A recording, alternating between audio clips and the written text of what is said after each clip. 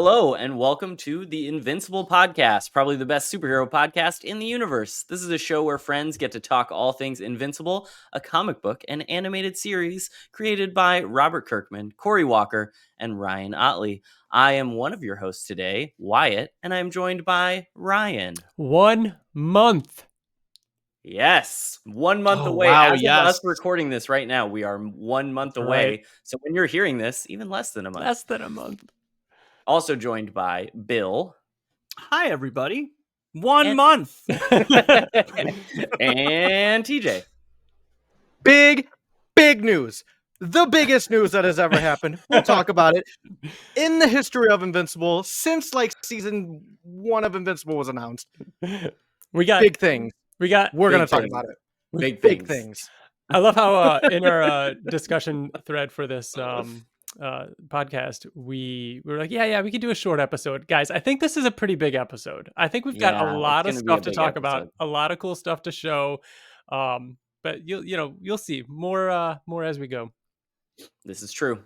If you want to be a part of the show, you can email us at theinvinciblepodcast@gmail.com. You can follow us on Twitter/X, I guess, Facebook, YouTube, Spotify. We have theinvinciblepodcast.com. And we're also on TikTok, where we've been posting lots of fun videos. TJ has spent the whole summer for 13 different weeks sharing some of his artwork in a little hashtag Invincible Fan Art Friday, and shared a bunch of awesome commissions that he's gotten throughout the years. So go check those out, as well as lots of little clips from the episodes. FYI, we are going to talk spoilers. So if you found our podcast after watching just the show, we are going to definitely spoil things from the comic as we talk.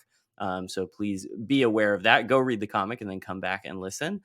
And then I think we're going to jump right in with some emails. Ryan, do you want to start with your email? Sure do. Here we go. We got one from Scotty.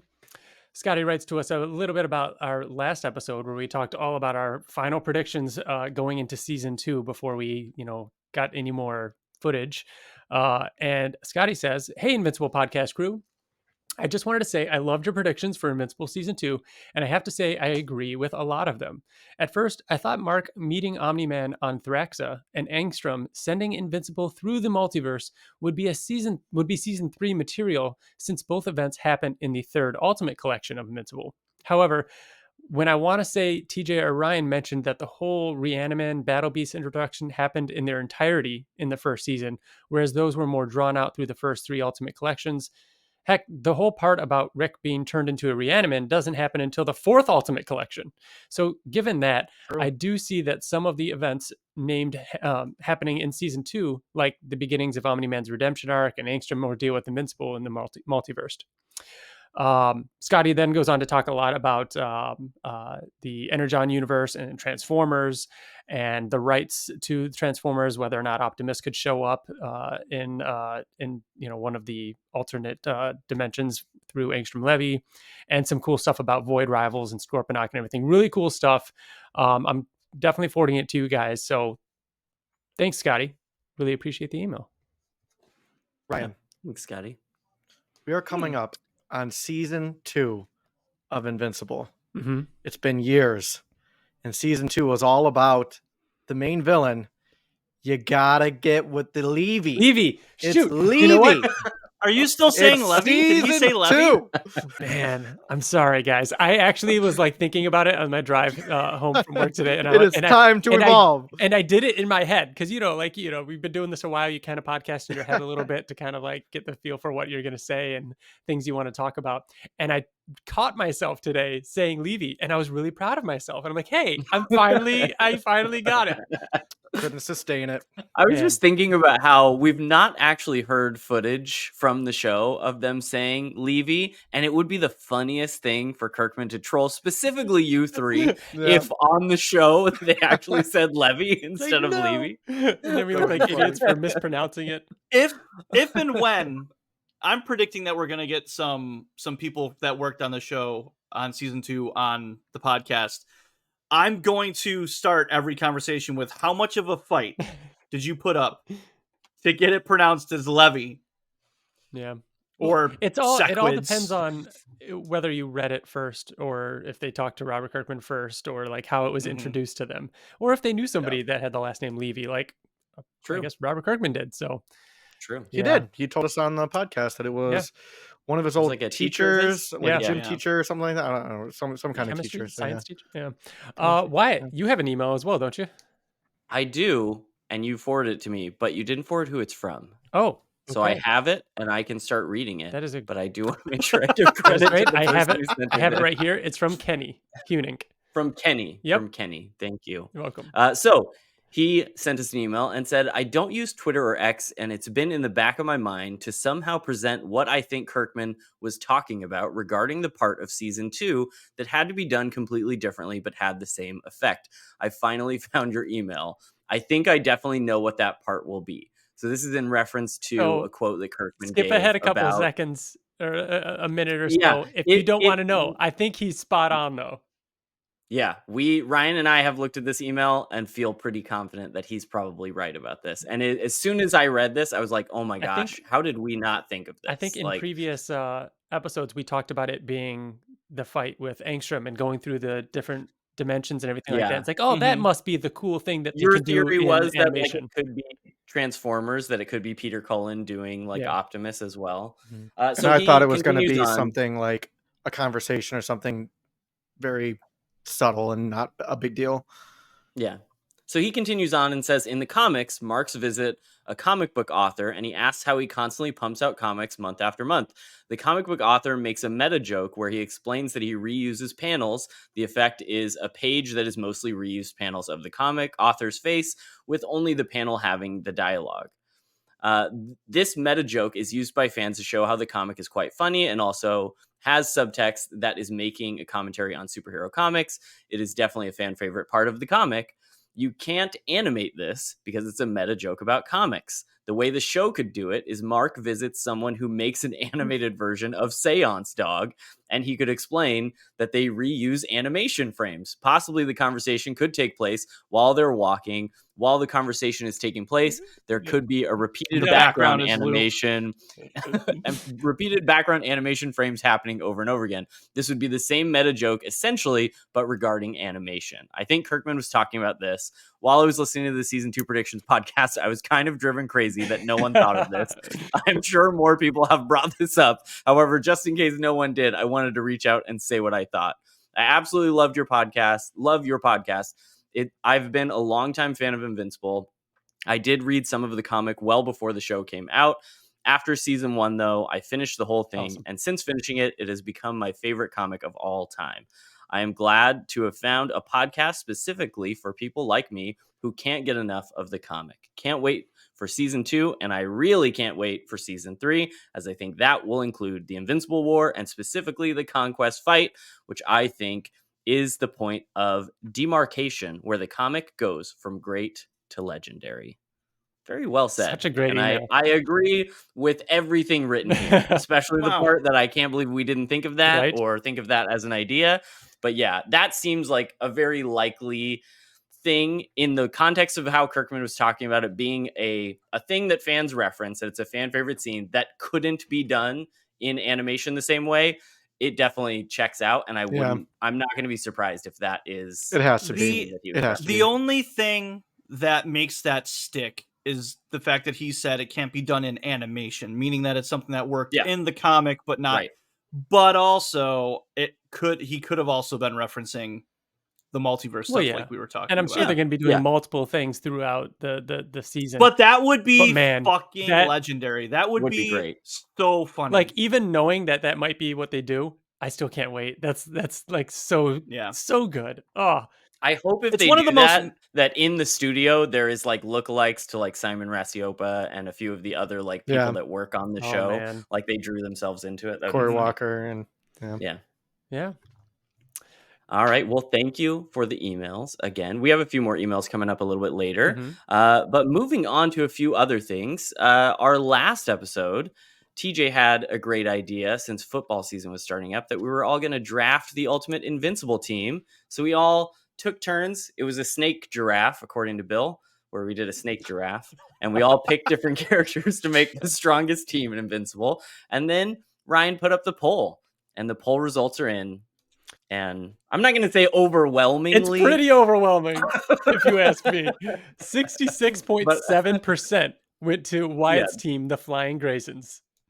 And Wyatt had he had a lot of strength on his team, but he also had the brains. I really think that's what kind of swayed the votes was he had like a perfect mixture of both. Just having Robot and Dinosaurus on a single team right there. I mean, that's... And I had Adam Eve, and we just got the Adam Eve special. Everyone knows that Adam Eve is a powerful character. Yeah. So because I remember I was in second place. I don't know. For a little while there. I need an explanation here because 14.8 and 18.5 isn't a big gap, and I mean, come on.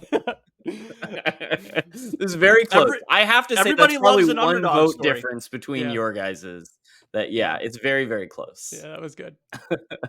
But that was fun. Thank you to everybody who came and voted in the poll and watched that episode. But still, check out the episode to if you don't know what we're talking about and want to hear the actual teams and how ridiculous Bill's team is and how it came so close to mine. And you could still cast your vote in the comments of that video and let us know what you think. I really don't think it was that ridiculous. There were some ridiculous. There were like maybe 2 ridiculous. Wasn't characters. his first round pick Adam Eve's dad? Yeah, it was Mr. Wilkins. Yes.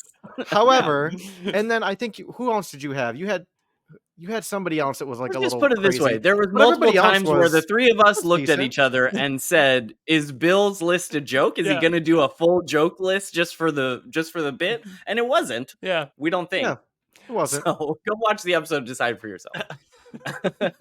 We mentioned already, Fan Art Friday has been happening. TJ's been posting all of his commissions or a bunch of his commissions on our TikTok, so go check those out. And then before we get into the topic and all the news, Ryan also has something to unbox for us. That's right. So this arrived yesterday. I got the new figure for the Invincible action figure collection from Diamond Select Toys. And I was like, okay, it's here the day before we record. I got to open it up on the video. It's going to be real quick. I just am blown away by the size of this thing. So check this out. This is the normal box for one of these figures, right? Here is Monster Girl's box. So it's just significantly larger. Yeah, trying to find a way. Which it's also pricier, right? Isn't it? I want to say it's like 40 instead of 25. Yes. Which is 2 for the price of 1, really. Yeah. Amanda on one side, Monster Girl on the other. Which I guess Monster Girl has the side where it would be a color like that. So the 7th figure in the set. And I've got a robot here to compare it to size wise, because the Monster Girl actual monster form of her figure looks huge. Remember when we unboxed and I think it was Invincible and Omni-Man, and Omni-Man had like heft to him. He had a lot of weight. Yeah, he was jacked. Yeah. This looks way bigger. Yeah. Which is cool. It's neat that they're committing to an oversized figure, because I think in a lot of figure lines like that, they scale things down to make it match the other ones and don't really, make a more pricey figure just because they think it's not going to sell as well. So, that's cool. So we got Amanda, who is more of just an accessory for Monster Girl. Very few points of articulation on this one. This is meant to just be. She's still a good size though. Oh no, just being even with Shrinking Ray, everybody is scaled appropriately, which is really cool. So, for example, standing next to each other. Very cool. And taking Monster Girl out now. Oh my god, this is ridiculous. That's awesome. That is so sick. It's a large monster. Yeah. Look at her next to Robot. It's perfect. It's perfect. Yeah. for audio listeners, Yeah. Monster Girl is at least like the shoulders are above Robot's head if they're standing Yeah. side by side. Very cool. Yeah, it feels That's great. awesome. It looks great. The smirk on the face is awesome too. And there are 2 more heads, kind of a serious face, an angry face with teeth showing, Oh, cool. and then multiple hands as well. Scary face. Very cool. Oh, I Cool. like it. I like Very the cool. Oh man, I grimacing love one. that face. Yeah. Yeah. The fists and everything like that. Yeah, this looks great. It's incredibly heavy. This is cool. I love that. That's awesome. I can't wait to put it up Cool. with all the other ones and just see the scale of them all now. So, guys, that kind of leads us into one of our first talking points of news items. Because normally, when talking about the action figures, we got to ask, okay, who's next? Who's next? Who do we want to see? And who is next? And I've been saying it since the beginning. Since the beginning. That he would be a figure eventually, TJ? Duh. No, I'm not saying I called it. I'm just saying we needed it, and it's been too long. And shame on us. Shame on us for not making this the main topic of this episode, because this is the biggest thing that's happened since Invincible. It came out Yesterday. The news of this came out yesterday as I was working on the doc, and TJ, I put it as item number 1. Hell under yeah, news, you did. Okay, I As knew it that we should be. needed to talk. I mean, maybe I did that just because I knew Ryan was going to do the unboxing and it would be a good transition, but also because it's very important to you specifically, but all of us also. To all of yes, us. the To next all of the us. next 2 figures have been revealed as Rexplode and a Mauler. Yes. Which you can buy 2 of to have Maulers, course. just like you can with the duplicate figures, which really smart on, Robert Kirkman and Corey Walker for making these duplicate characters that you can make one action figure of, and then we will all buy multiples of. Now But that's that's the thing though. We need some good accessories on the Maulers to really differentiate Yeah. between the two, whether one's more beat up or one's got it. I mean, in the comics, one has an earring, like something to Yeah. differentiate the two to make it clear that you've got these 2 different versions, which would be cool. Don't they have a nose ring too? Isn't there one with a nose ring? Like a bull nose ring? I think at one Yeah, point. I Doesn't think you're that right at one sound- point. That does sound right. Yeah. Yeah. Hmm. But yeah, Rexplode. the Rexplode, the accessories look awesome. He They comes look with so like cool. it looks like the translucent, like glowing arms. Glowing that look like arms. they go all the way up. So Like you can't see it in the picture that they I'll have posted. the picture posted on the video Yeah, version of but- this. Yeah, but you can't see it in the picture that they posted. But I'm hoping that you get like additional boomsticks that you can put in his hands. Are there boomsticks already in his hands? It looks like there might be boomsticks in his glowing hands. There are. Yes. that would make sense. Oh. Yeah. Perfect. No, they are. Yeah. I love his hands. That's so cool. And I also love that you get his Nose ring. head is his alternate head is him with his mask off. Mhm. So good with like his bun up. Yep. Oh my gosh. Love this. Yeah. Fucking love it. Super cool. So Also- glad they got him in, especially after Monster Go. It's like, all right, now we need to Dude, it's so clear. Yeah. And obviously love the Mauler too. You got it's like duplicate. You got to get at least 2 of them. yeah. And I'm hoping that the Mauler is as big as Monster Girl. Maybe a little bit It should be a smaller. little bit smaller, I think. It should Yeah. be a little bit smaller. He looks like he's a bigger character. Yeah. Like, and especially definitely next in the to Rex. pictures, he looks bigger than Rexplode, which Yeah. you assume that'll be a good Oh, scale. yeah. So if they ended the series there, I'd be like, okay, that's good. They hit it. They needed Rexplode. Yeah. They hit it. They got him. They did the job. If they could squeak out 2 more, Titan and Battle Beast. Battle I Beast would is a want must.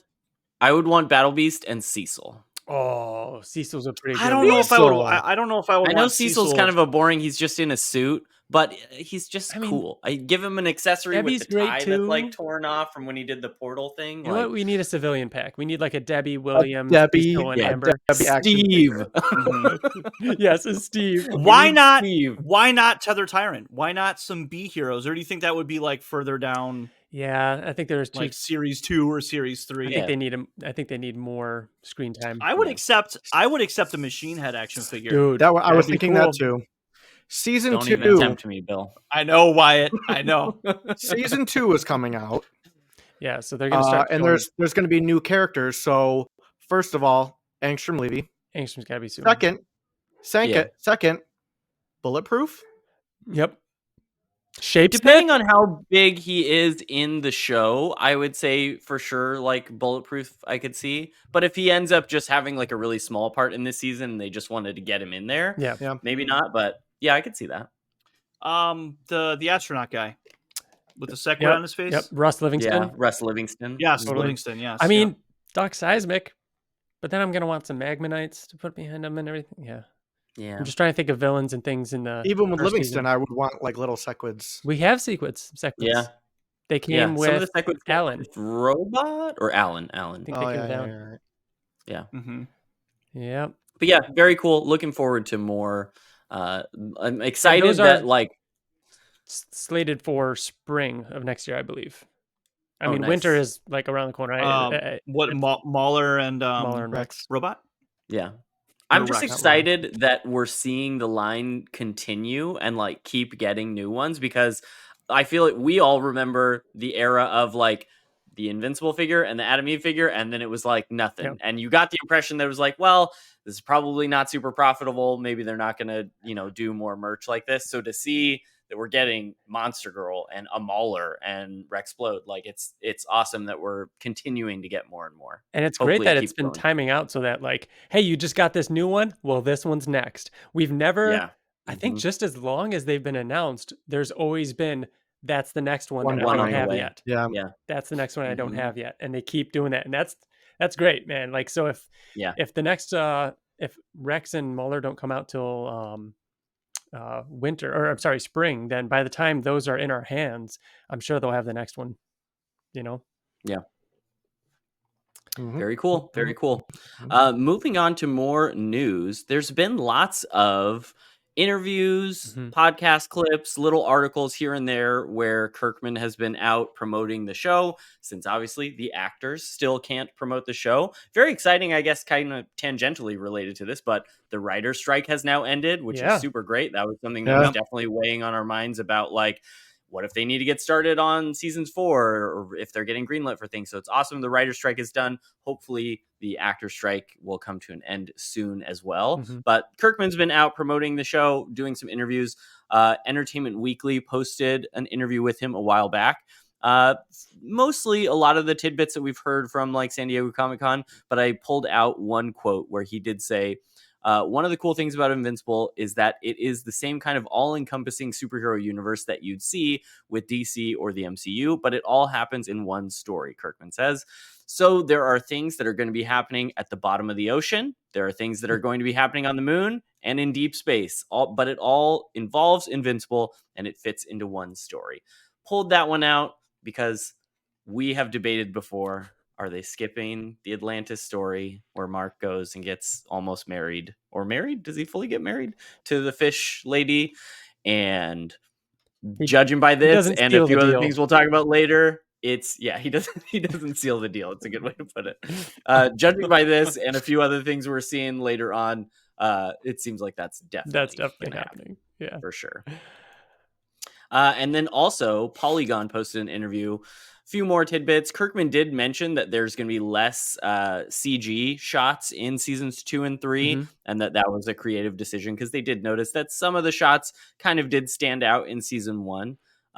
Even though he did say that like there's a lot of CG shots that looked great in season 1 and that, it was good use of it, but there is going to be a little less of that in seasons 2 and 3, which is interesting. Mhm. And then they asked him as well about what his like overall plan is for the series, since Invincible is such a long running book and it's such a big story. And he said, I'm trying not to pin it down to a number because it is somewhat of a moving target. I think the 7 to 8 season range seems like it would be enough, but there could be some things we move through a little faster, some things we expand. If we're fortunate enough to go for a good long time, I think that would be enough to cover the entire comic. And there are some things along the way that didn't get into the comic that I'd like to do. I think it'd be cool to have some episodes here and there that are completely original. So that's the plan moving forward. Which is cool to see that there is a number range of Mhm. kind of And they're how far they're thinking about exactly, going. they're thinking it out. Like they know where Yeah. this fits. And I like that number doesn't make me feel like I'm sure there's some fandoms out there or some things where, adaptations where they would say something like that and it'd be like, ooh, God, that's not enough. It's like you hear about, oh, the runtime of this movie is only an hour long. It's like, oh, God, Yeah. like 7 to 8 seasons. Yeah, definitely. For Definitely. for do an that. 8 Like, for an I'd be wait more wait nervous for if an they said, oh, it's, we can easily go 15, 20 seasons. I'd be like, oh, God. for an animated show with this type of casting, Right. 7 seasons is unheard of. It's I remember when we were talking about it and making predictions and how long it would be, and we were all like, we'd be fucking ecstatic at 5 seasons. Yeah. Like that's like best case scenario. Yeah. If they were to go beyond 5 seasons, that's insane. Yeah. Yeah. And I know part of that too, I think, was when we were originally speculating before season 1 had come out, most of our predictions were like, oh, the fight with Nolan's episode 2, or it's halfway through season 1 at the most. Like, we were imagining probably a faster pace, maybe in some ways, of getting through things. And so that, I think, made maybe 5 seasons seem a little bit more. But again, it's so like things from later on get moved up and moved around that I was excited to buy the 7 to 8 season range for the reason that it does feel like enough to tell everything that we want, that is the whole story. And it's also not a number that is like, well, there's no way Amazon's going to stick with you for this many years of the show, right? Like it feels like it's in that sweet spot of like, I hope that the show continues to do well and Amazon continues to have faith in it, that we get all the way to season 8 and get to end the show. It was a very confident answer from Kirkman without being like overzealous. Like it seems right. Like if he never thought about it, he'd be like, yeah, I don't know, maybe like 12 seasons, you know what I mean? Like, ha ha ha. But like the fact that he's like 7 or 8, it just feels like truncated, like really good. I mean, the other thing go ahead, Bill. No, that was it. I was going to say the other thing to think about, and I'm going to mention this in a minute with our next article here, is that they have been working on seasons 2 and 3 at the same time. Simultaneously. Yep. Yeah. Season 2 is done, guys. I'm sure they're still doing a lot of work just on season 3, but they're thinking about 4. I'm sure they're in early stages of 4, if not, moving getting the wheels moving on 4. Yeah. If they go 8 seasons, which it could be 7, 4 is the halfway point. Like the fact that like they're halfway, if it's 8, like, or beginning thinking about the halfway point, again, that's assuming a lot we don't know, but I mean, that's totally doable. Like that's crazy to think about. They could also do something nuts where like they do 7 seasons and then like the last, like, however movie. 6 issues is just a movie, like a full length. Yeah. You're right. Like, Amazon Prime End original. of All Things is a movie. Yeah. I'm trying to just brace myself for the worst case scenario as a fan of The Expanse, who was also an Amazon show that got not canceled, but they ended at a point that was a natural stopping point, but there's more story. Like, I know that's a possibility. So I'm just like, every time I see that the show's doing well, or that it's getting publicity, or even that like they're making more action figures, that's a sign to me that like clearly there's interest in the show and it seems to be doing well. That hopefully that's a good sign that Amazon wants to stick with it and keeps funding it. Yeah.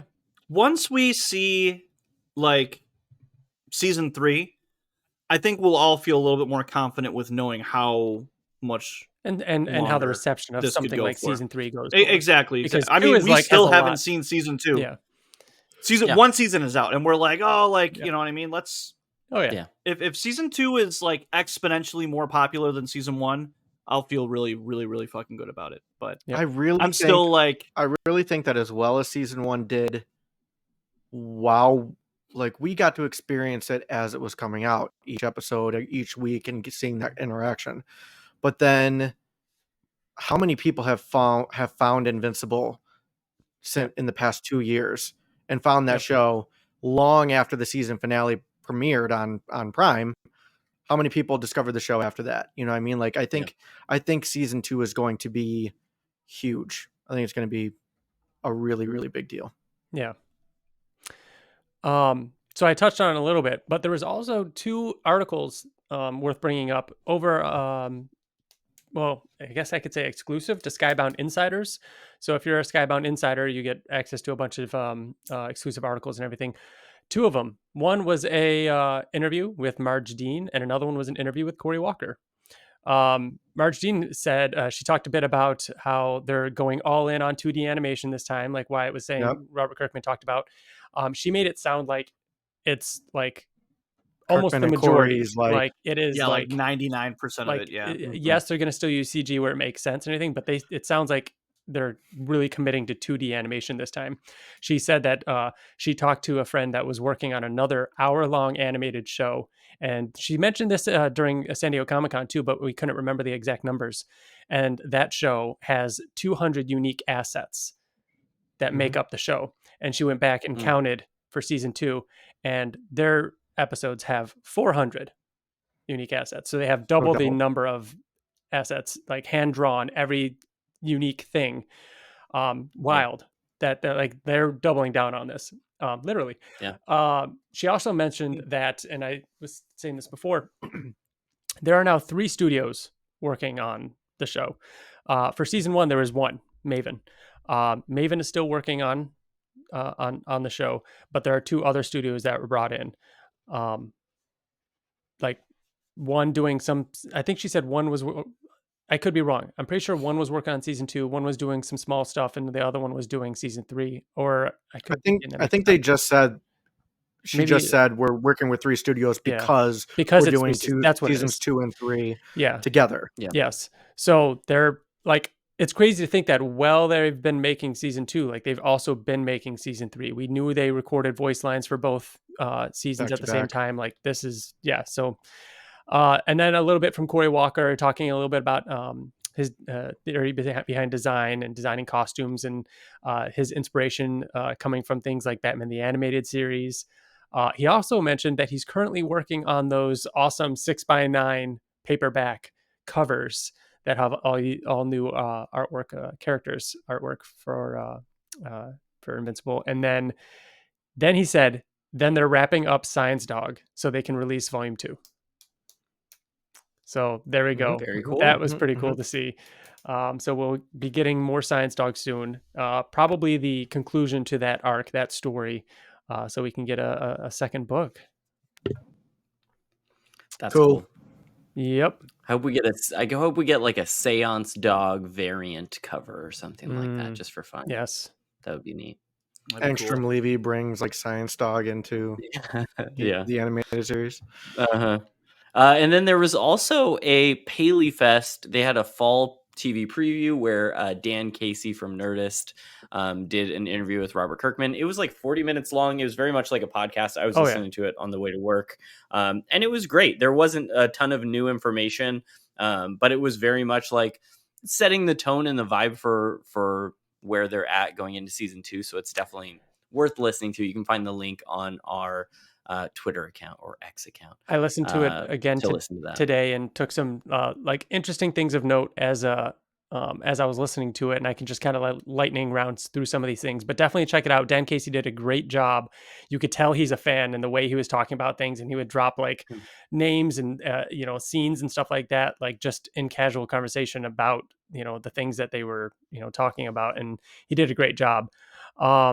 Some of the things that I found interesting when he was asking about how Invincible can stand out in a world that is kind of not overwhelmed, but like has a lot of superhero, content, and how does Invincible stand out in that kind of world? And Robert Kirkman talked a bit about how what made Invincible stand out and what it did as a comic book was how it subverted modern comic book tropes. So as a comic, it would like riff on comic book things and everything like that and subvert it and go in one direction and everything. Whereas the show now has the opportunity to do that for comic book media in general and superhero media in general, whether it's movies, other TV shows, comic books, and just everything. And that also came up when they were talking about how to raise the stakes for the season and how do you like one up it. And he was talking about how this is a world now where people are more media savvy. They do see trailers and they can pick out the entire movie. They say, okay, we saw that trailer. I know this is going to connect to this and this and this and this.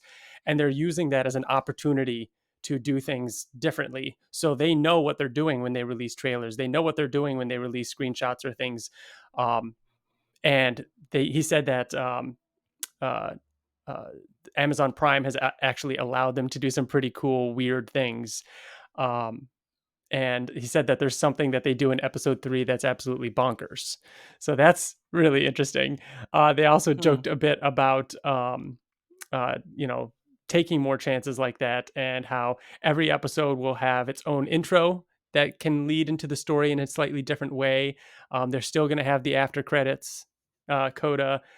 They talked a bit about the Pentagon and parking in the rear, and how there's actually a small joke regarding that in this season, and someday we may actually see the parking lot for the Pentagon. Yeah. Yeah. Yeah, I remember they joked a little bit about how like it's a pentagon. There's no rear of a pentagon. Yes. So that's part of why it's quite funny. And he even said, as far as Easter eggs goes, he did hint that the Canada shirt that Lil Mark is wearing in I believe it's episode 1. Yeah. Yeah. We've talked about that. Yeah. He said that it is he's not going to reveal it. It is a inside joke between him and his kids. But that's what that is. Mm-hmm. Okay. But that was just like, honestly, like just going down my list, that was like half the stuff I even wrote down. Like it was a great interview. I want to say it was that interview, but I might be misremembering, and it might be another one because there's a ton of them here. But I want to say on that one, that was one where he even joked that, like, people always say that, oh, it should be an animated series because, like, you don't have to worry about budget on an animated series. You could just do anything. Yeah, and he's like, that's not true, by the way. You can't just do anything. Yes. So it's really hard. It was like, that was a funny moment because I remember saying stuff like that of like, oh, if it's animated, just draw whatever. Live action. Crazy. Yeah. No, they I don't know if that was this one, but in this one he does talk a bit about pencil mileage and how like he would hear back from the studios that your quiet scenes with people talking are really, really easy. Those are going really great. But your action scenes are really hard. Like but no, that's awesome. I mean, it's good stuff, but it was a great interview and some really cool stuff came out of that. Yeah, definitely go check those out if you want all the interviews we mentioned, if you want more context than we're bringing up, and if you're just excited about season 2. And then few other things we got is some new looks at season 2 the form of some images and some quick shots. So it was very strange because it wasn't like a big thing that was announced, but on Amazon Prime, on the Adam Eve episode, there's an extra that goes along with it that is a trailer for season 2, which I originally had assumed would be the same trailer that they showed at Comic-Con. And we kind of assumed it would be the same thing. And it's way shorter than that trailer and doesn't have the whole like new names like popping up with the teasing who's going to be there. But there's a handful of new shots that were not in the other trailer. So we get one shot of... Yeah, we get a couple of shots of Mark like in the water, which is clearly in Atlantis, which makes sense with Kirkman's comment from earlier. He has the breathing device on his face. Yeah, he's got the little breathing. It looks like he's fighting somebody. There's one scene where he's like above the water and there's a big wave coming. Bill, are you watching it for the first time now? Right now, yeah. Bill, give us your impressions. Bill, give us your live reactions. What are you seeing? Magmites. Yes. Yeah. Doc Seismic. Yeah. The Guardians. Eve. Yeah. Angstrom. Holy fuck, a wave. Yeah. Right? Every little scene is there's nothing the same about it. It's funny that you said character names, but then you were like, holy fuck, a wave? But like even right off in the beginning of it, there's a scene of him punching one of the Maulers. You got Angstrom taking the helmet off. Mark with Debbie on the floor. Like, there's my God, broken wine glasses on the floor. There's definitely some shots in there that like that are very clear to the comic fans, like what scenes are coming. Yes, which is cool. You could definitely pinpoint almost all of those scenes. Good stuff, though.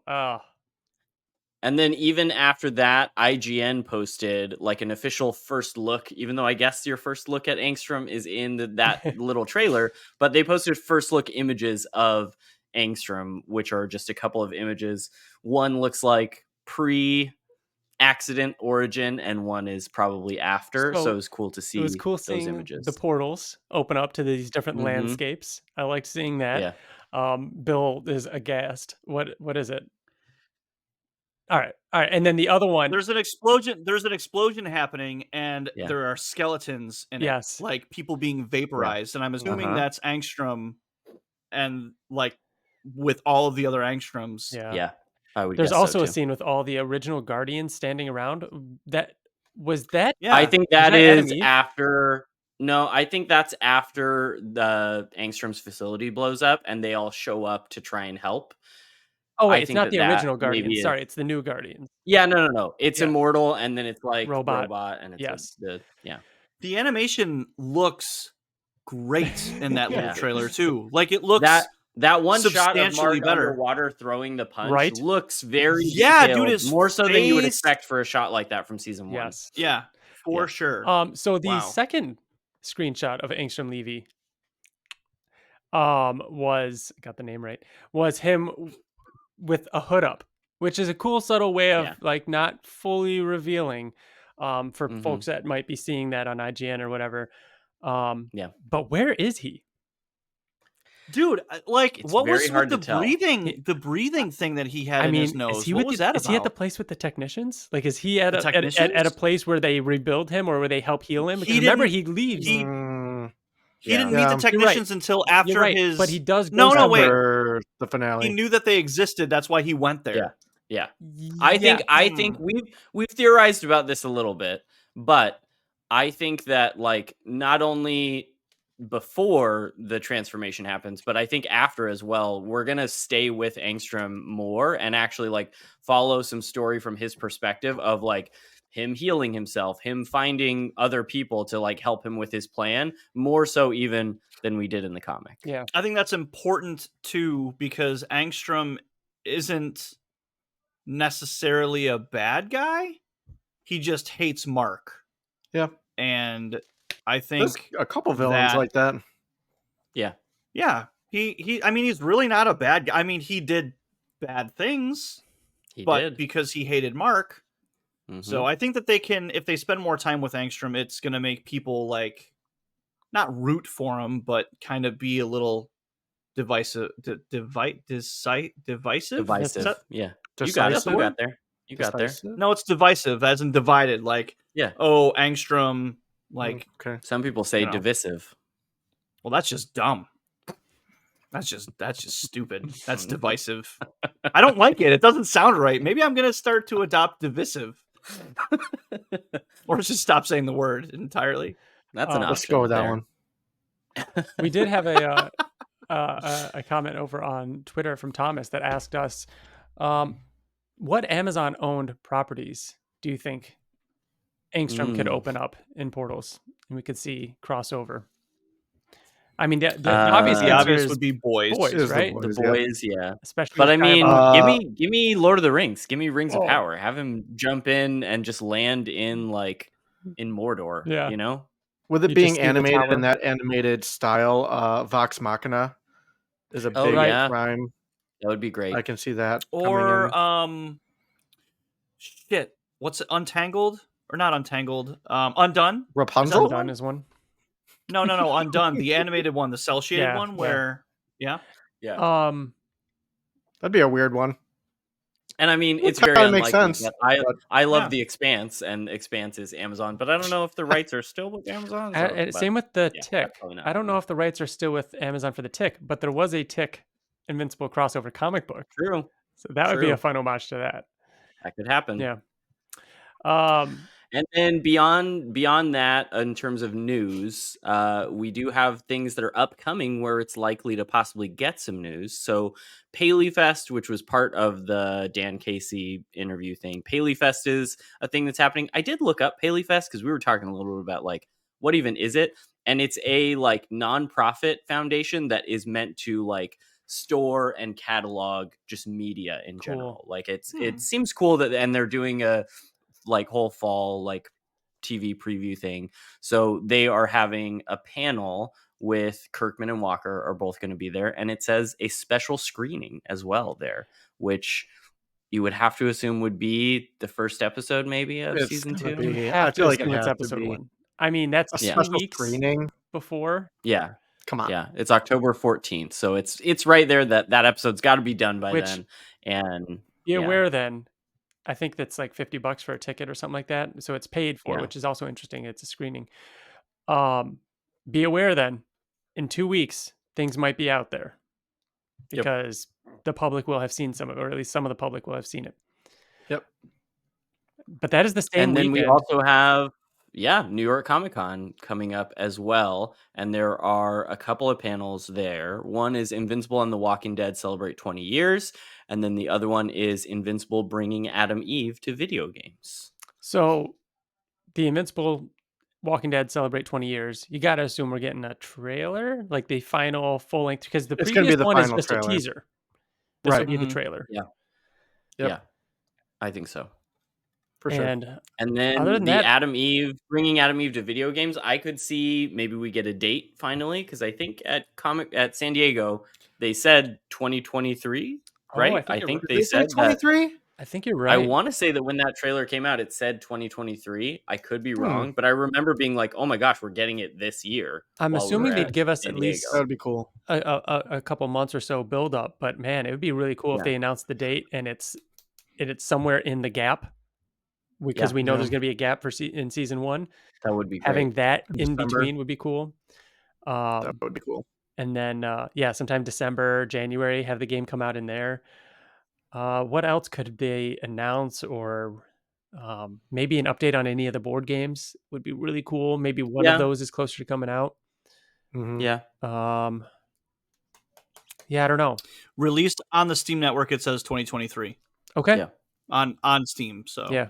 So I could see December. They could announce like a mid Yep. to late December. I am very, perfect. very excited for that game. And I think that would be such a fun game to stream. You Yeah. know we'll what I mean? stream Like it. making the We're gonna be decisions and streaming everything Invincible related. everything. Like what, TJ? Like, I don't know. There's many things I could say right now. TJ's not Well, let's reading go the to doc. Next up is Mortal Kombat. Mortal Kombat. Yeah. Mortal Kombat is even the I big one. knew. I knew this. Yes. But it So, could have been anything, Bill. It could have been other things as well, but we'll get to those as well. Wyatt, have you had a chance to Um, play any Mortal Kombat? I have played like 3 matches in the new Mortal Kombat Mhm. against my wife Nicole, Mm-hmm. and I lost probably 2 of them. 3 I think. matches? I Oh. think I won one of them, but so I'm not great at it for sure, Yeah. and I'm still like getting used to the whole like cameo system of calling people in. Game looks great. It Beautiful. feels like super fun to play. Like the whole combo system and everything feels very familiar to older Mortal Kombat games. So that's nothing super new. Mhm. But yeah, I'm excited. I definitely want to play more of it to like get more of a feel for it before Omni-Man comes out. But since there's no date that's been announced yet, I haven't been as motivated Yeah. to jump back into it. But still, very excited. I mean, it was a lot of fun to play. And once Omni-Man is out, looking forward to possibly doing some streaming where we like hop on and play a few matches. We could do lobbies where everybody can be in the lobby and watch the fighters currently and like rate them while they're fighting and everything like that.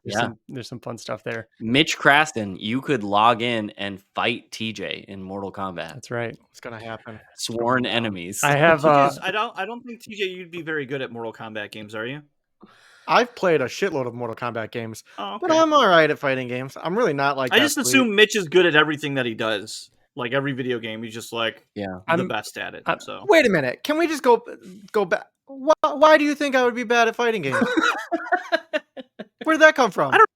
I just never have What a like shitty thing to say out of nowhere. I'm not good. I've never played a Mortal Kombat game in my life, so I would probably be the worst. But you strike me as someone who doesn't play fighting games. TJ and I used to play fighting games a lot.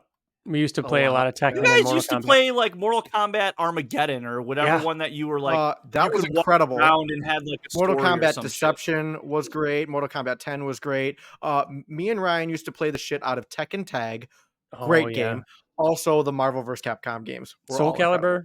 It's funny because I played a never lot of played fighting that. games growing up, but I am terrible at them, and I don't play them that often. I hate them. I So usually you're will not play- wrong, so though. much. You're not wrong, but I'm still offended. So Because I you usually didn't This know is that I'm this not. is our version of that TikTok sound that you hear where people are like, "Oh yeah, you seem like a sprinkles guy," and it's like, what does that mean? Yes. This is TJ's version of that. I definitely, ever since Mortal Kombat kind of like rebooted in a way with Mortal Kombat 9, I have played all of them. I get a kick out of the story. We like the movies and all that kind of stuff. It's just a fun, whatever property. But I did finish the story mode for Mortal Kombat 1 and the, now I'm drawing a blank on what it's called. Invasions, I think it's called, mode. So they have the main story mode, then they also have an invasions mode. I'm sorry if I get the name wrong. I think it's invasions, which it's kind of like if you played Super Smash Brothers, another fighting game, Bill. It has a somewhat campaign mode where you kind of go across different nodes and fight CPUs in matches that have different modifiers and stuff like that, and you go to different areas. I did finish that recently too. So I've played a lot of it, and I am very excited for. I wanted to get to the point where I had finished Mortal Kombat, and now I'm going to go back to replay Miles Morales, and I'll be ready when Omni-Man comes out. But Mortal Kombat it's very much, if you've ever played a Mortal Kombat game, it's Mortal Kombat. Mortal Kombat is corny, and it's very much like the way they talk to each other is very like anime-ish type. It's B-movie popcorn flick type stuff. That's fine. But the way they, fine. But the thing is, like, if you know anything about Mortal Kombat, the story is a lot of fun. I mean, and they change up a lot of the story too, because it is kind of a reboot. So it's like, for example, like players that you would think would be villains are good. Baraka is a good guy in MK1. I'm about 60% of the way through the story, so there's a lot that I don't know yet. I'm really excited for you to get to the end. It's really cool how I got to about the 50% mark. Was something really cool happened there. So, and then I like took a break from it. I got to get back into it, but I do want to finish it before Omni-Man comes out.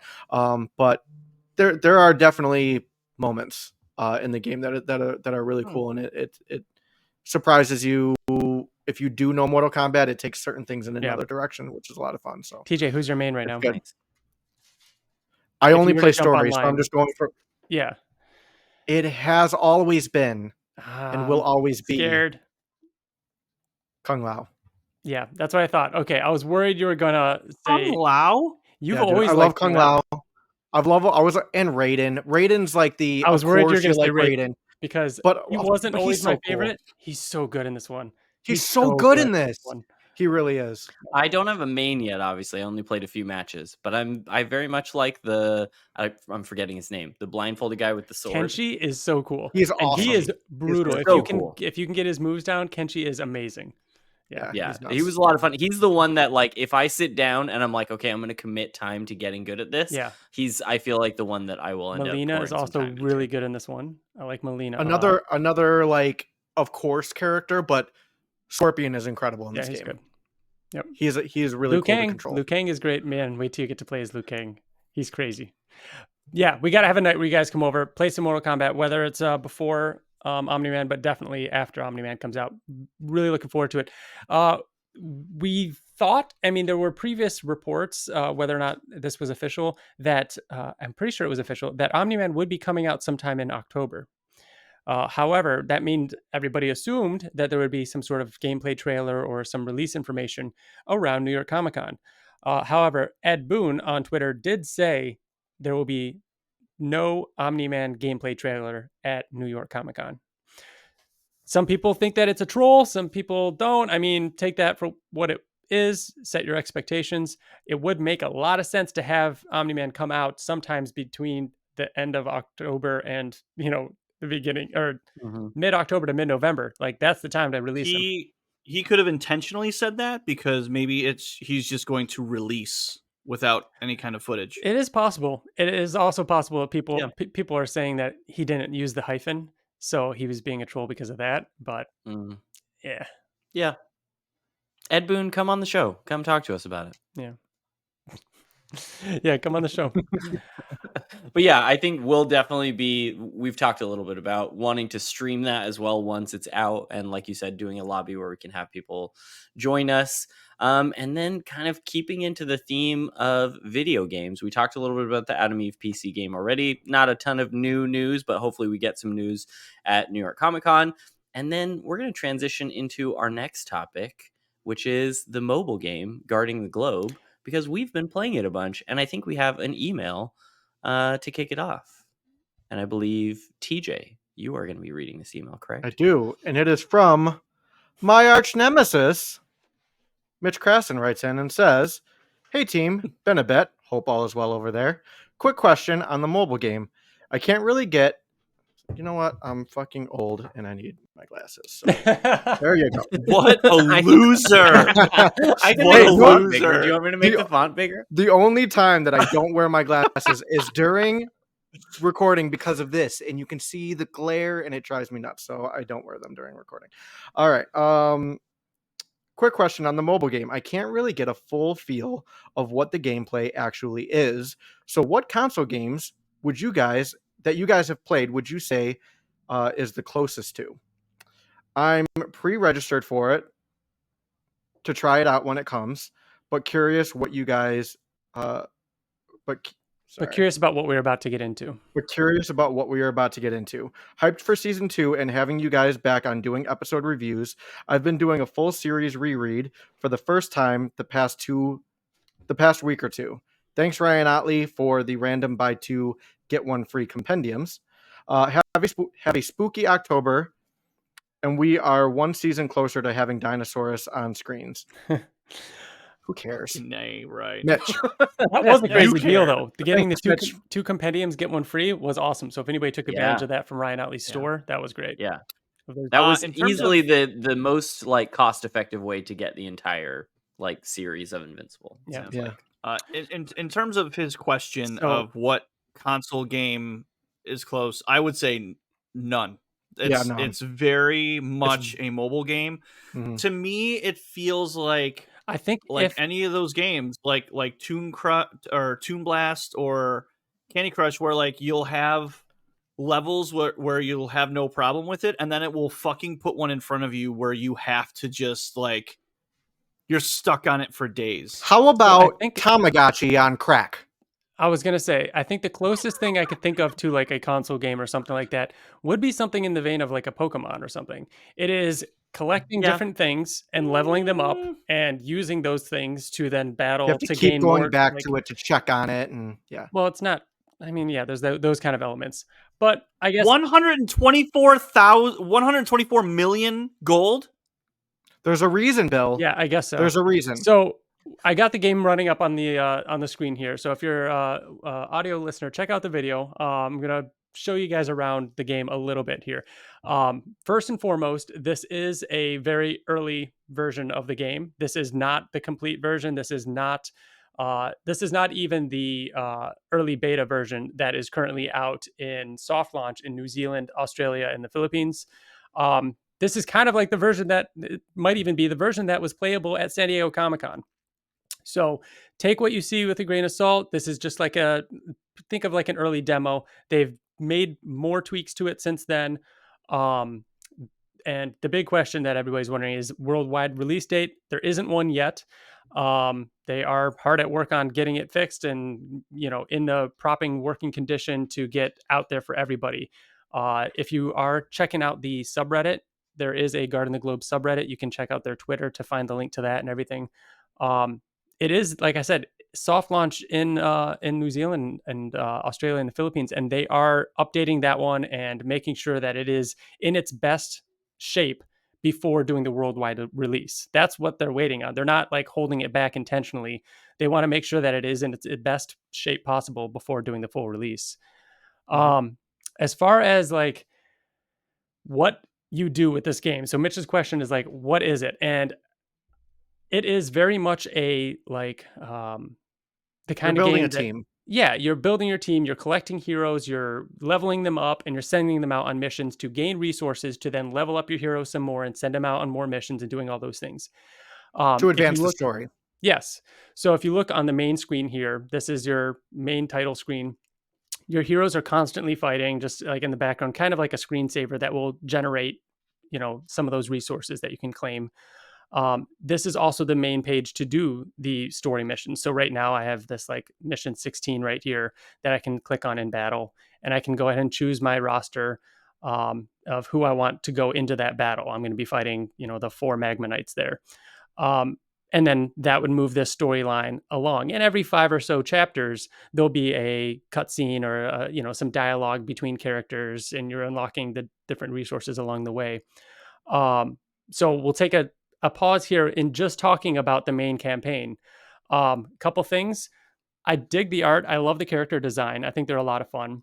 The campaign story is pretty fun so far. It is funny how they found a way to kind of work in the story about why there's a bunch of these clones showing up. And they took something as simple as in season 1 of the show, the Maulers use a lot of Bergamart patties in the cloning machine when he's cloning himself. Mhm. And they find a way to work that into the story of this game, and all these Yeah. burger Mhm. patties and these clones happening. And it's not what you think it is. And like stuff gets involved and like dealing with all that kind of stuff. And then the Flaxons keep showing up. So you have to keep fighting them. The story has a little bit of the like, oh, these guys showed up again, time to do this. And you want to just get the story to keep moving forward. But so far, they've done a really good job of that. I also think they did a good job of capturing all the characters' tone and voice. It isn't There voiced, are but you certain can read it. characters. There are certain characters too in the story that take on some of their personalities that you later see in Invincible. Mhm. What chapter are you on? I'm I'm not too chap- far ahead of you. I'm I'm chapter at chapter 11. 12. I'm Okay, at chapter 12. And interesting. yeah, Okay, so okay. there's some I They kind of want to I don't want to spoil anything. no, don't. But No. yeah, I but they the way they do the characters is really cool. And um yeah, and they bring certain characters in. you'll um you'll read Rexplode and you're like, you hear Jason Mantzoukas in your head. Like Cecil exactly, sounds like yeah. Cecil, the way they talk. They did a really good job with that. And it's all pretty quick. It's just a couple lines back and forth, and then you're back into the fighting. But it's fun. And it happens just often enough to get you to kind of want to get to the next beat and see what's happening. Yeah. You also have like your daily missions up here. What you'd expect: do this many times, do that many times. So far, the daily missions I usually can finish in the morning before I get out of bed, and the weekly missions usually take me about 2 days. They're pretty quick in this current state. Again, that's one of those things that can easily change. Um, Moving off of this though, so you do all this stuff to get your resources and unlock heroes, and you spend those resources leveling up your heroes, and you've got this page of all these different heroes, and you do have duplicates of them and duplicates of them. But what you do is you'll use these duplicates and combine them to level them up to make them stronger, to then achieve and beat more difficult missions and so on. They'll start as like common, which is green, and then there's blue, rare, which they'll level those up to have this border around them as Ryan, well. Ryan, can you click on one character? Sure. How about this guy? Yeah, there you go. So, That's a good one. Can you click on Elite? yep. So elite, there we go. So there And is your it'll show. rarity list to rank them up. So like I said, you start with green, blue, purple, pink, orange, and so on. Right now, I only have the one pink one at the top, but it is a pink plus. They level up like that. They'll do their main level and then a plus version of that. And so on. Yeah. What's cool too is that you can like combine. So when you're, I don't know if I have a full understanding of this, but I think I do. So when you have a rare character, you first have to go to rare plus before you can go to elite, right? Or whatever the next stage is. Hmm.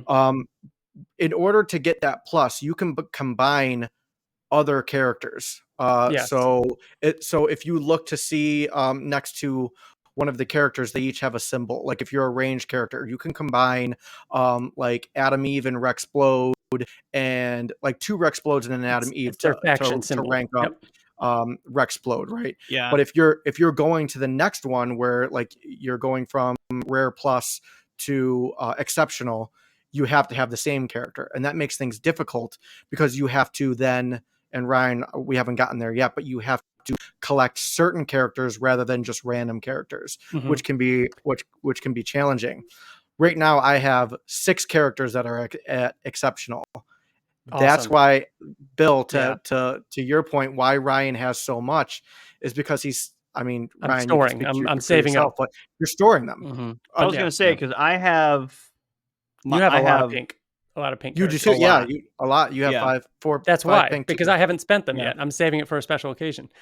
That's what But Ryan how does. are you ahead of me then? How are you ahead of me? Like I don't understand. I guess we'll get into that in a So bit. I've Mhm. noticed that you can rank them up to like from rare plus to or whatever it is, to like exceptional to exceptional plus. But you really need to like level them up to their max. Yeah. So And there's there are also, and Ryan will get into this, there's armor. And that yes. goes in that's Yeah. So there's the leg armor really helps your here. characters. Your glove armor. Like there's this 4 different armor slots. There's also an artifact slot that you'll be able to put artifacts into. They also have skills. So each character will have different skills that are unlocked as you level them up. For example, Invincible and Adam Eve work really well on a team. The original Guardians of the Globe have perks that boost each other. Having 2 Maulers on a team work really well, which is why I have 2 Maulers. Um, Hmm. but like Hmm. again, leveling them up, you can see that yellow bar right there. You're using your resources. We'll just call them yellow, blue, and pink, different like currencies to level them up. And some of those are more rare than others, which is how the game works and how most mobile games will work. And so you're always trying to get those different resources. And yes, you can get them in the campaign, but if you're at a stopping point in the campaign where those enemies are too tough, there's still a way to get the resources. And that is what GDA Ops is, which is to the left of the campaign right here in this section. These are just these single one-off missions that you send any team members you want onto.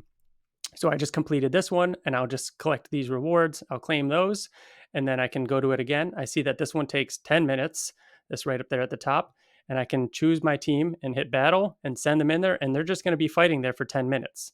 The stronger the characters that you put on each mission, though, the more rewards you're going to get. So Yep. depending on what rewards you're going for, like if you're looking to level up your characters and you need like the pink XP, you might send your best characters toward that mission so that Mhm. they get you more. The thing is, though, that you can't.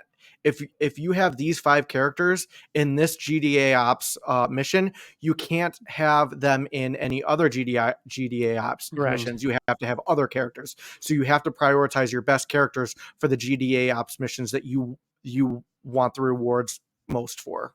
Yes. That makes Mhm. sense. So, for example, like wanting to level up characters takes a lot of that pink reward that I just had highlighted. So I send a lot of my, a lot of higher level characters into this downtown destruction GDA op because that one will get me a lot of those. This OG's mission gets me a lot of gear. So I send, if I wanted a lot of high gear, I could send my stronger characters into that one and so on. So what I'm going to save that thought for a second. Other ways to get characters is going to be through your shop. Some of the resources that you gain are going to be these gems, basically, that the gems which are up in this section here.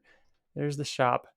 But anyways, there's gems which you could spend to uh, roll the dice basically on these characters. There's 5 different ones to choose from in the shop, and you would be able to pick one, and it will randomly give you one of those. So every time you spend a gem, it will, or however many gems, it will randomly Ryan, give you you can one. recruit 12 heroes right now singly. Yes, I have that up there. Man, I wanted to highlight that.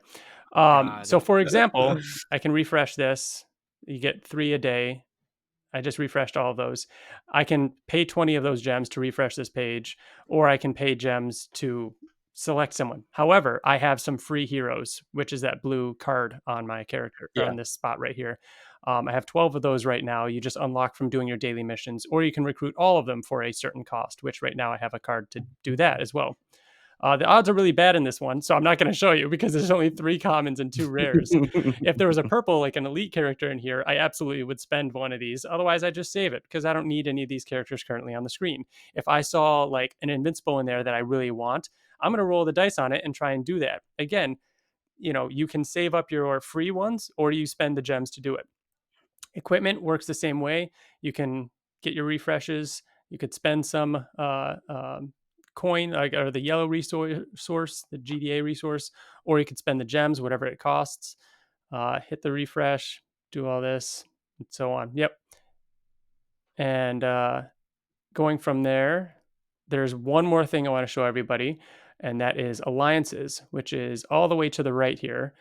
I had a bunch saved up in here. So this one is, well, I'll ignore that for a second. Alliances is where you have a team where all of us are in here. We each put in one character. Well, one of us puts in two, and we could swap that out whenever we want because it's open to 5 people and there's only 4 of us. So this is where you send one of your best characters in to do a fight, and you work together to work your way through waves. We're currently in the 7th region, wave 500. And so you're just constantly working your way through to do what? To get more resources, to then continue the loop, which is what it is. And meanwhile, they're constantly gaining resources like that. And then you can send them in every so many, milestones to do a big battle, which is kind of like a checkpoint.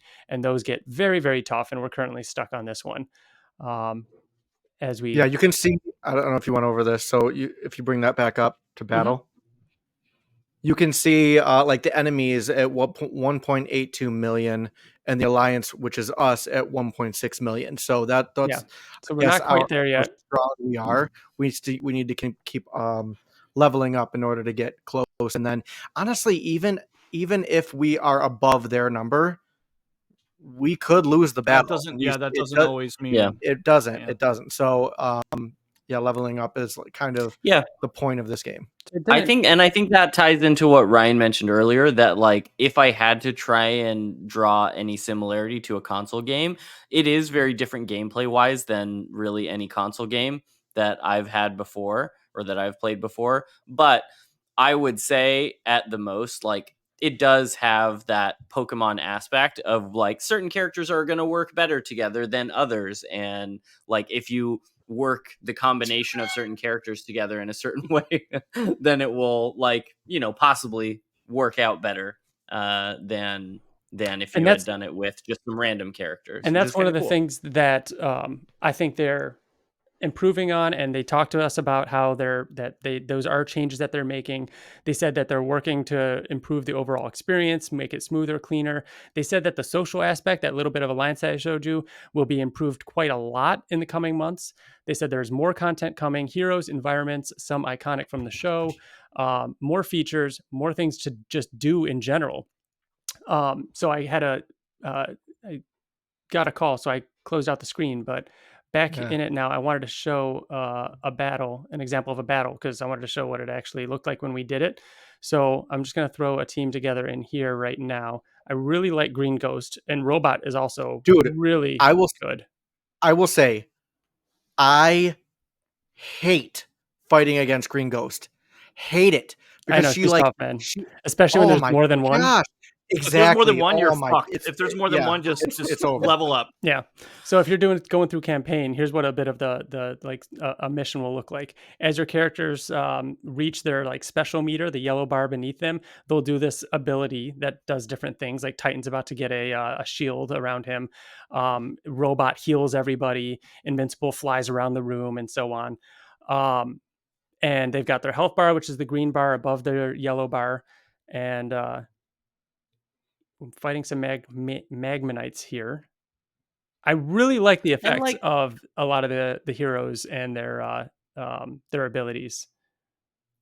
And to shout out to the developers as well for like the fact that it really does kind of capture the feeling of being the guy in the chair, being the Cecil or the robot who is looking at, okay, here's all my different missions of like places I need to send heroes. Which ones do I want to send where? What's a good combination? What's a team that I can put together that's going to be effective? Like, even though, the gameplay is not necessarily like what I think some people are wanting with like a console game where you're a little more active in the actual battle part of it. Mm-hmm. I think having a game that is of this format where you do get to like pick and choose what teams you're putting together and where to send them does really fit well with the idea of like, that is what Cecil or Robot are doing throughout the comic. And it's cool to kind of have that as part of the gameplay. So a bit about now that we've kind of like shown how the game works, what it looks like in this version that we have. Again, there's this is a very early version of it. I wanted to talk a bit about like impressions of like, are we still playing it? How, like, we've been playing it for about a month. I don't think I've missed a single daily, like I've done just about everything. It has become very easily like, and this is what, like, you were just talking about, Wyatt, like, have your expectations at what they are. This is such a fun game when it comes to, I'm in line somewhere, or I'm, waiting, I'm letting the dog out, or I'm like, I pull this thing up and open it several times throughout the day just to check in, send some people on their way. It was one of those things that, like, and I think we all kind of felt this way when we first started playing it. We were almost disappointed in the fact that we couldn't play more. Like, we wanted to play more and we were just kind of waiting. Um, and The frustration is that's a part not, of the but that's what kind of game it is. This game isn't meant to be played like a console game. This is meant to just sit on your home screen of your phone, and every time you're in line or doing whatever, you check back in. That's why a lot of those GDAs are like 10 hours, 24 hours, 3 hours. Like, they're meant to just be a living thing that's going on, and you check on every now and then.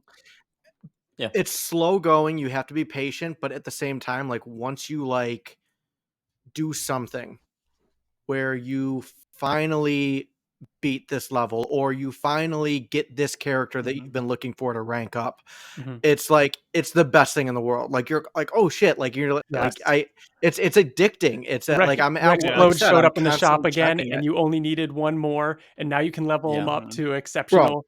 I know. how quickly did I You like got when we him first leveled up got this? so fast. I got him leveled up so quick. I prioritized Rex And Flow. it is made for fans of Invincible. Like, this is just like, Yes.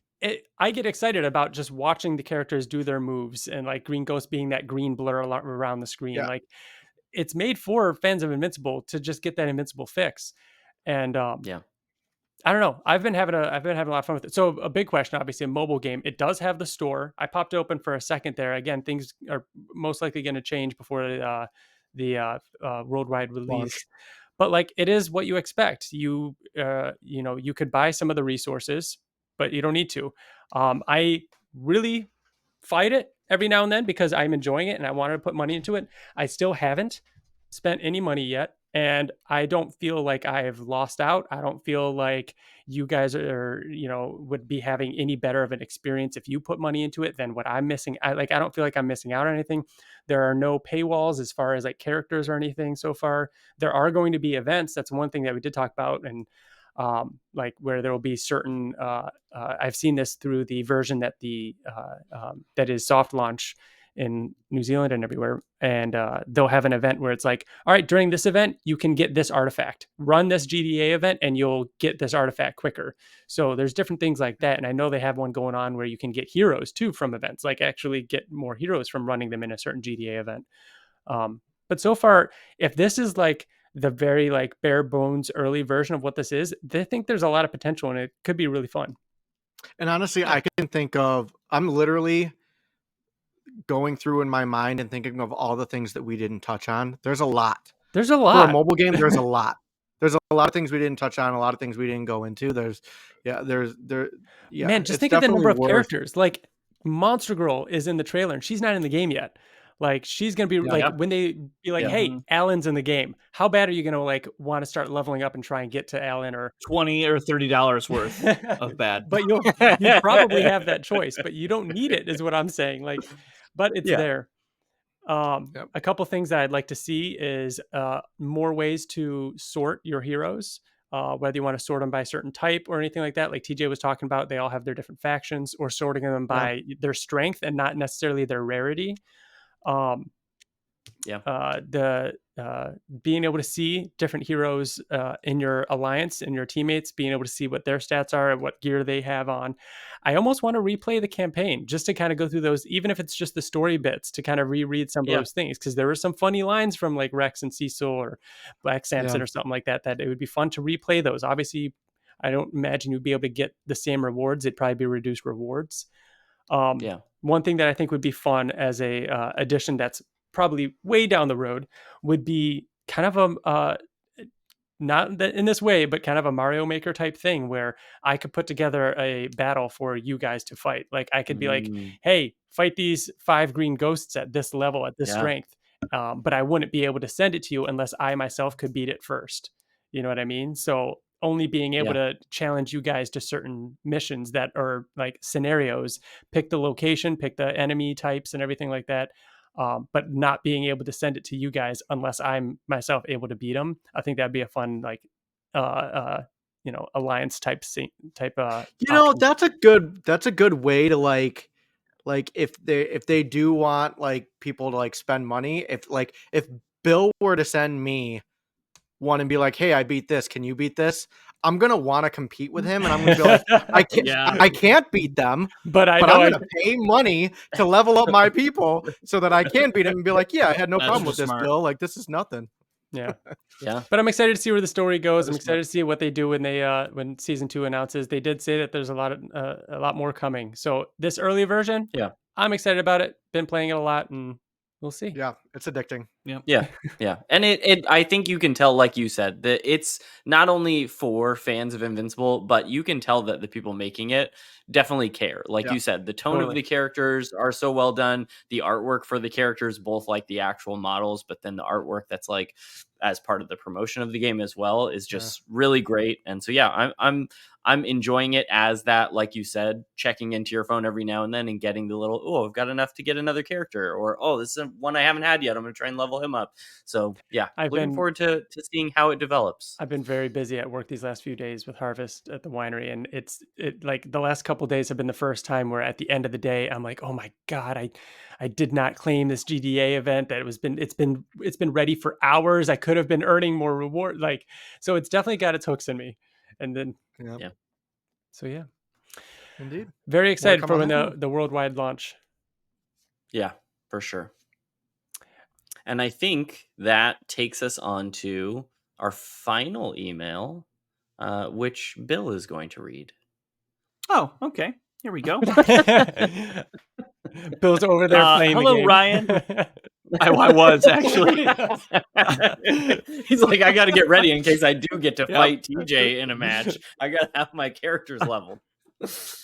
Hello, Ryan, Bill, Wyatt, and the Sweet One. First off, TJ, thank you for doing your Fan Art Fridays. It was a fun segment, and you really gave us more than the standard look at this artist and their work. You gave us an entire backstory. It is a lot of work to put those segments out, so thank you. The art you shared, was it 1% of the art you have collected? What percentage would you say was your first season so far? 13? Probably... Okay, so of just Invincible, yes, I have over 100. No way. Do you really? Slightly over 100. Yeah, I have like 13%. I have slightly over 100 Invincible. 13%. I have slightly over 100 Invincible and slightly over 100 Batman related, like Bat Family or Bat Villain related commissions. So yeah, so about 13%. TJ, why don't you charge admission to your house? Like, you could set up a gallery. I do start have making books, money. So, yeah. So what? So but yeah, no, honestly, it was. So if that's the end of season 1, what did you say, about 7 or 8 seasons? Maybe it's a moving target. Yeah, there you go. Well, but honestly, I'm not gonna stop collecting commissions. That feels like the range that we could get it done in. It's ever growing. So no, I really did have fun showing them off and seeing everybody else post their commission art, and Wyatt was a big help editing those and putting those out too. So yeah, we'll be back maybe next June, and we'll have some more. So save up your commissions. It was a lot of fun. Yeah. Continued. So second, Bill, how is your broken ankle/leg? It's very good. I'd say I'm probably just about 100%. He still cries about it though. Well, here's the thing. So I just got, every morning I wake up now, it's very much like, remember that scene in iRobot where he wakes up and he has his arm and he's like doing, you know what I mean? Like that's me with my leg every morning. So it's just a new routine. I have to move my ankle around. And I got COVID a second time 2 weeks ago. Super easy this time, but before I got it, like as I was like, ooh, I feel kind of shitty, my leg hurt so bad. So I feel like it's a new telltale. Like if I'm getting sick, that You have my a sixth leg, sense in your foot. dude, it was like I broke it again. Like it hurt that bad Really? out Oh, of no. nowhere for no reason. I'm like, what is going on? And then I got a fever and I'm like, oh, okay, I see. Hmm. All right. Last, I have a question for everyone. With New York Comic Con happening next week, it is next week. Oh my god. Yeah. It is a comic convention related question. Now that you have attended conventions in San Diego, New York, and Chicago, if someone only had enough money to attend one convention, which one would you attend and why? In the words of the great sweet one, okay, bye. Goodbye. Love, Luke. This is a tough question I because I ha- feel like each of them have, and They're- I think we all have the same answer, Yeah. but they each have their own thing that they excel at. Like I'll let you guys give your answer. I won't give the answer. All right, I'll save that for you guys. All right. But I will say that in my opinion, New York Comic Con has the best when it comes to artists in Artist Alley. They have everybody there. Everybody. Like it's just huge. Artist Alley is insane. When it comes to San Diego, they have all of the panels and like the big name artists and like all the news stuff and but go ahead. I'll let you guys finish. So I'll say that it, first of all, it entirely depends on what panels are going to be there, who you want to see, and what you want your experience to be. Because in our experience, they were all good for different reasons. But like, I'll sum it up: New York Comic Con, if you're gonna go, get a fucking hotel that's like attached. No matter what, get a hotel that's attached to the con. Huh. Oh Like, well, or as in close the area. If you're if you can afford as it. close to Walking humanly distance. possible, because you do not want to have to stay all day at the con or fucking drive a half hour to go back. San Diego was awesome because it's not just the con; it's the party after the con in the town that's surrounding. Was also very fun. But I mean, I think that if you're like casual, if you're in your mid to late 30s or your 40s, I'd say go to C2E2 because that is the most digestible, I think, in my opinion. My opinion of C2E2 is that it doesn't have the best of anything, but it has just the right amount of everything. And in my opinion, C2E2 is my favorite because it's literally like it's not too crowded. It doesn't have the best like all the artists, but it has all the ones you really want to see. It's got like all the and it's still a big Comic-Con. It's not it's awesome. By you saying it's not like they don't have everything. They have everything that you'd want Exactly in a Comic-Con. Exactly. Like, It's perfect for us. There are Yeah. a million different reasons why someone would want to go to a comic book convention. So the big thing is like whatever you were saying, like what do you want? If you said you're going to one convention and you just want to buy a bunch of commissions, we'd probably say go to New York. If you were saying, 100%, "Oh, I'm yeah. a big fan of this fandom and this series," hey, they're doing a panel at San Diego, that's where you want to be.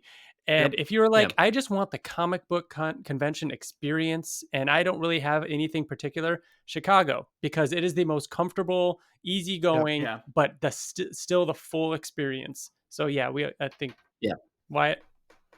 Yeah, I echo everything you guys said. Go wherever there is a thing that you want to see. Like I've been to fewer cons than you guys because really the only two We big gotta ones get that you I've to been New to York. were C2E2 and then San Diego. Yeah, I would love to go New to York New is a York. That would blast. be awesome. But I love even like for as much fun and as much of a blast as San Diego was, had the Invincible stuff not been there, I don't think that I would have like, I don't know if that experience would have been worth the amount of money that I spent at San Diego. Yeah. But I will. again, it is such a cool experience. Like I loved that those things were happening at San Diego because the experience of it all was like Disneyland and Mardi Gras and everything you imagine Comic-Con to be all rolled into one. And like Bill said, not just in the convention, but spilling out everywhere. And it just felt like one big party that was happening for 4 days, So it is just like, it's going to make or break the con if there is something that you want to go and see or be there for, whether it's a whether it's a artist that you want to get a commission from, or it's a panel where they're revealing something. Yeah. I will put a half an asterisk on San Diego. We did go the 1 year during a writer strike. I don't know how much True. it would have changed for us, because I don't think that it's not like we were going to Hall H for like Marvel stuff. We weren't Yeah. going to do that, right? But Yeah. but it A lot could of have people been said different. it felt different, and we don't know Right. any better. Right. So yes, exactly. So asterisk. we will put that caveat in there. With that but- said, though, I don't think there's any way for the convention center floor to be more packed. But they if said we the were there reason- during But They that's said why. the reason for that is because there were no panels with big actors to take Sure. people away from the floor, so that's why the floor was packed. Yeah. So Mhm. it could have been better. Sure, I We don't can see know. that. Honestly, it like if it's going to be your first con, go to C2E2. Like, Yeah. and It's a if, good and if you just want, introduction. because it was a really fucking great introduction. New York was my first con, other than Fan Expo in Canada, but from a first comic book convention, New York was almost too overwhelming for me. Yeah. Like, I couldn't really enjoy it because I was like, what the fuck is going on? Like, where am I? super Where is overwhelming. this at? Like, yeah, super overwhelming. Whereas C2E2, I was just like, this is great. Like, I can walk at my own pace. And San Diego was like, fucking do a line of coke and then just go hit the town. I don't do coke, to but I'm saying clarify, like that's That was a that that was a to me the person that would podcast want to go to shifted San there Diego for a Comic second. Con, the person who would want to go to San Diego Comic Con is the one who would do a line of coke like every morning and then It's just go chaos. out. It's chaos. It's fucking yes. chaotic, it's- man. It's turned up to 11 Yeah. the whole time. It is Which if the that's whole what time. you want, man. Yeah. All right. Thank you, Luke. That brings us to our final segment, which is our issue spotlight. Issue spotlight. We've- We Oh my made gosh. a full circle all the way through. Everybody has done the issue spotlight.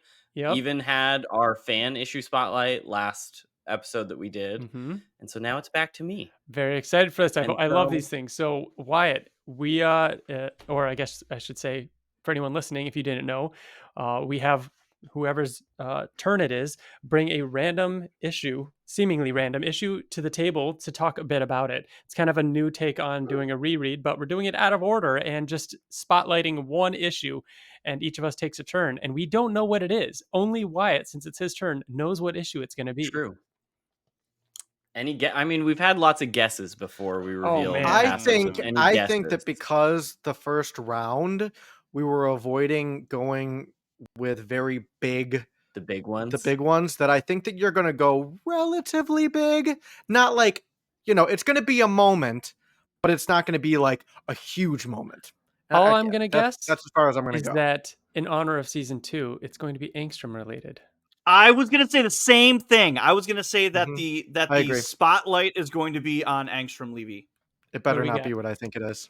How you guys know me so well already. I haven't even been on the podcast for a year. I chose issue 24. Because Okay. issue 24 is, for all intents and purposes, Angstrom's origin. Nice. It's not like his first appearance, but this is the issue where he becomes the Angstrom that we know. So it starts off with Mark talking to Art. His costume has been redesigned and got rid of the little like black square on the back of the boots, and they're talking about how it's a little more streamlined now. Art asks him about like, when's the last time you talked to your mom? So you see that he's starting to kind of neglect his relationship with his mom because he's like doesn't really want to go back to that house and all the memories there.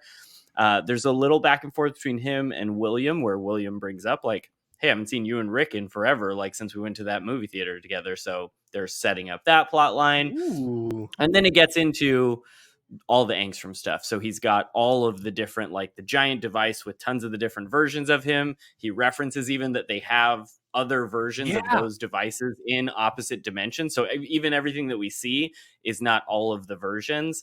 And a couple of things stood out to me rereading this issue again, because like we know the broad strokes, we know what happens with Angstrom. I don't need to go like scene by scene, but a couple of things jumped out to me that I thought were interesting. One of them is that the Maulers are like genuinely thanking Angstrom for letting them be a part of this moment, because they're like, this is going to be a moment for human history and our understanding of the multiverse. Oh, And man. we're a part of this. Like, thank you for letting us. So it's cool that the Maulers, even though they sometimes seem a little bit one note of just like they're the bad guy goons that get beat up. They are also like they care about science and They have that character sort to of them. stuff. Yeah, they're not just. Yeah, Yeah, I yeah. forgot about that. So then Invincible shows up, of course, starts fighting. Angstrom yells at the Maulers to keep him away from the machine.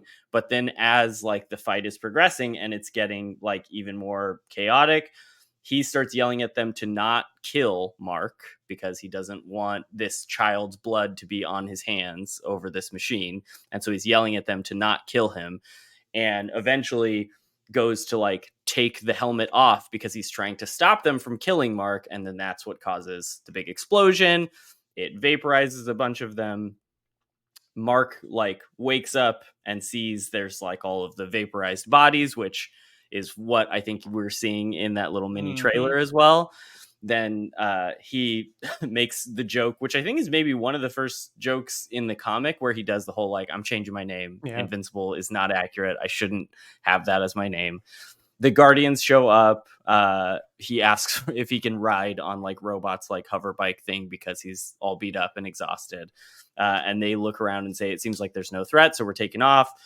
Then one of the Maulers like crawls out. He's all like burned on one side, and Angstrom crawls out with the way he looks that we know from the comic now, and immediately is like, what happened? How did like what went on? And the Mauler that is burned was like outside of the facility, so he's like, I don't know, I wasn't in That's there. right. Like, He got if you remember, I was on the thrown outside, out. but it looks like this happened from a premature like taking the device off.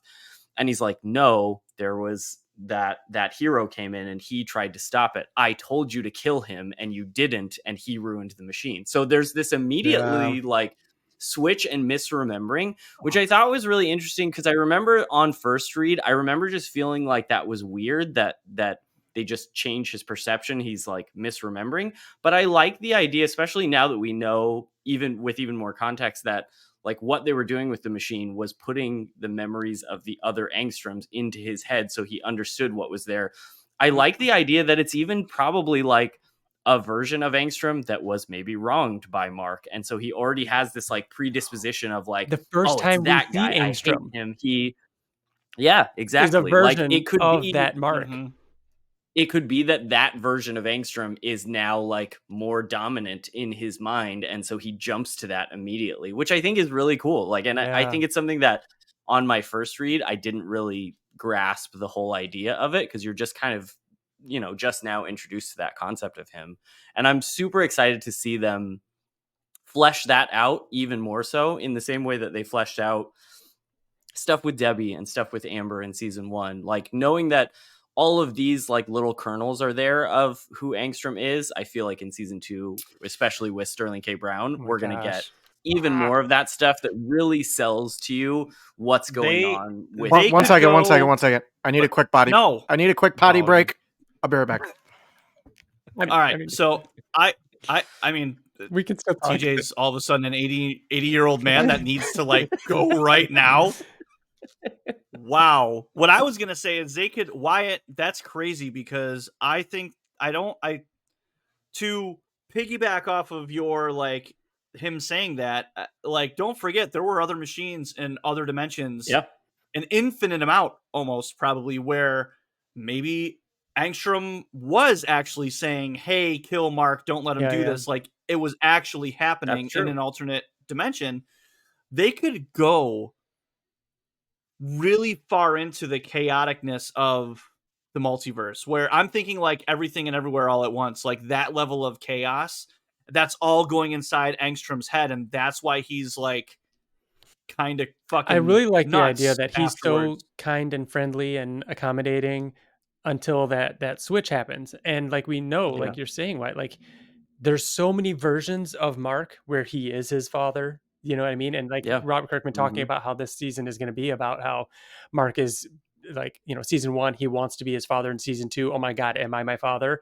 Like, I love just I don't think it's about Mark though. I think that there are different versions of Angstrom that are actually malicious. That's what I'm saying. That are bad. Oh yes, that too. Maybe there's a good. Yeah, there's a good Mark, but there's just an evil Angstrom, and then those Angstroms are now in this one. So all versions are in this guy, and showing that is going to be really interesting. Yeah. Can't wait. But yeah, definitely fun to go back and revisit that, knowing that in the next however many months, by the time at the very least, and by the time that the second half of season 2 comes out, we will get to see how they adapt it. So super exciting. Also in that little Amazon sneak peek trailer thing, him punching one of the Maulers, I think is also that scene. Yeah, it looks like that facility, especially going back to the issue and like Oh yeah. having a view of what that their Which, speaking of Maulers again, we didn't bring it up. One of the accessories for the Mauler action figure was his gun from the first episode in from Washington, D.C. episode 1. That was pretty cool. Yeah. Yeah, just another thing. All right. So I think that does it. I have not read Void Rivals issue 4 yet. Have you guys? I think I did. Me and Bill have, right? Okay. Yeah. TJ hasn't read it yet either. So we're going to save our thoughts on that. We are entering game time season where things are getting crazy. Things are getting busy. We'll most likely be putting another episode out before the release of the first episode, before November 3rd, before the big day. But, you know, in the meantime, regardless of what that episode is, we got to tell you now, if you've made it this far into the episode, be sure to be, you know, doing all the things. We really appreciate anytime you guys can not only watch and listen to these podcasts, but if you share them, like them, do all those things, leave reviews and everything. We were like, I think it was the season finale of season 1. Our podcast ranked number 16 in the world under our category, which is like wild for us. Under our category. Yeah, of course. Under our category, which is just entertainment or whatever. Of Invincible podcast. Yes, of Invincible. But no, it was broader than that. We were a few away from like IGN podcasts and stuff like that. Like that is wild to us. So we know that we get a lot more traction and we get a lot more views and everything like that while the show's going on. So we appreciate you guys' support during all of that and sharing it and, you know, reviewing it and everything like that. I will say too, also be sure to like send in thoughts too. If it's anything like season 1, we're going to be talking about the episodes and giving your thoughts on the episodes. And we want to hear what everybody thinks. It's going to be an exciting time and we're excited to share it with everybody. Hit the subscribe button on YouTube so you know that when we put stuff out, we're not releasing first Friday of every month anymore. We're going to be doing random releases, and I will say, because nothing's set in stone yet, but I will say Skybound and Amazon always kind of looks out for us, and we got some potential really cool things planned. So hit that subscribe button so you don't miss anything. Not to mention the streams, the Mortal Kombat streams. You know, we'll be you know, playing through the Adam Eve game. You know, we got some exciting. I mean, if the Garden of the Globe game keeps ramping up and with all what they're doing, maybe we'll do a chat like this where we go through the game and compare what each other's doing and our different characters and everything as well. But the opportunities are out there, and we thank you all for hanging out here with us as we get ever so close to the release of season 2. Season 2 is coming. I'm almost not ready. We just need to start sleeping now so we can just. I can't. This is the worst time of the year for this podcasting. Man, I can't get over this. I can't get over this. Like I'm holding a monster. I'm jealous. I want to feel the weight. I'm so jealous. I wish that we could take a screenshot right now of you holding that and send it back in time like 5 years. That's what's crazy. Just to show you that you have a Monster Girl figure. Like it doesn't sink in because we have all the other ones, but like a Monster Girl action figure is wild. And the fact that it's like this What figure are you going to be holding in your hand 5 years from now? There will almost definitely be a Conquest one. Almost definitely. Like probably 1,000%. 1,000%. Yeah. All right, guys. Thank you so much for watching, listening, and commenting, liking, and subscribing. All that good stuff. Be sure to email us at theinvinciblepodcast@gmail.com. Shout out to Wyatt, this guy right here, for all of our music. And Cameron Kennedy for a new and updated intro video. Oh yeah, we didn't even talk about that. Little tweaks here and there. I'm in there now. That's right. I'm in there now. So thank you all, and we will see you next time. Bye. Okay, bye. I'm Bill. And he's Bill. And he's Bill. Bye.